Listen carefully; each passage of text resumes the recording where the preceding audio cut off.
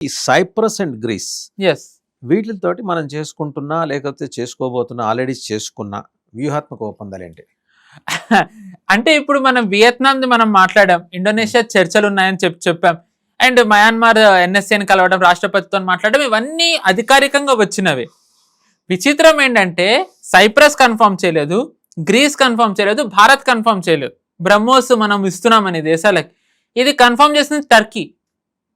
టర్కీలో ప్రభుత్వానికి ఎవరైతే అంటే ప్రభుత్వం నడిపే వాళ్ళ ఎకోసిస్టమ్ ఇంటలెక్చువల్స్ అని అంటారో వాళ్ళ మీడియా హౌసెస్ వాళ్ళు కన్ఫర్మ్ చేస్తే భారత్ బ్రహ్మోస్ ఇస్తోందని.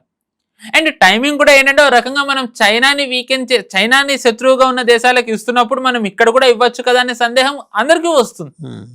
సో ఏంటంటే అది చాలా బలంగా వెళ్తోంది.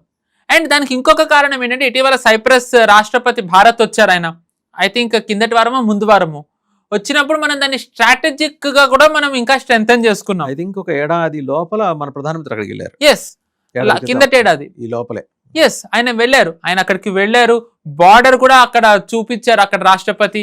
దాని తర్వాత ఇప్పుడు ఆయన వచ్చారు. మనం దాని స్ట్రాటజిక్ డెవలప్మెంట్ అన్నో మనం రిలేషన్ ని పెంచుకున్నాం.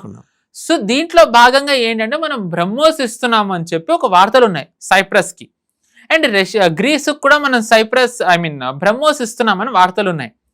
దీంట్లో మెయిన్ ఈ ఇప్పుడు మనం వియత్నాంకి ఇస్తే ఆ సమస్య చైనాకి, సౌత్ చైనా సీలో చైనాది ప్రభావం తగ్గుతుంది. అలాగే సైప్రస్ కి గ్రీస్ కి గనక మనం బ్రహ్మోస్ ఇచ్చినట్టయితే మనం టర్కీని బలహీనపరిచినట్టు. ఎందుకంటే టర్కీ చాలా ఎక్కువగా శత్రువుగా చూసేది, ఆక్రమించుకోవాలని చూసేది, ప్రభావం తగ్గించాలని చూసే దేశాలు ఏంటి అంటే సైప్రస్ అండ్ గ్రీస్. రెండు దేశాలు ఆల్రెడీ సైప్రస్ కొంచెం ఆక్రమించుకుని అది వదలట్లేదు. సైప్రస్ అది నాదేనని అంటుంది టర్కీ. సో ఇంకా దాన్ని ఎక్స్పాండ్ చేయాలని అనుకుంటుంది. మనం చూసుకుంటే కనుక సైప్రస్ ఇంకా గ్రీస్ తీర ప్రాంత దేశాలు మెడిటరేనియన్ సీలోకి వస్తాయి.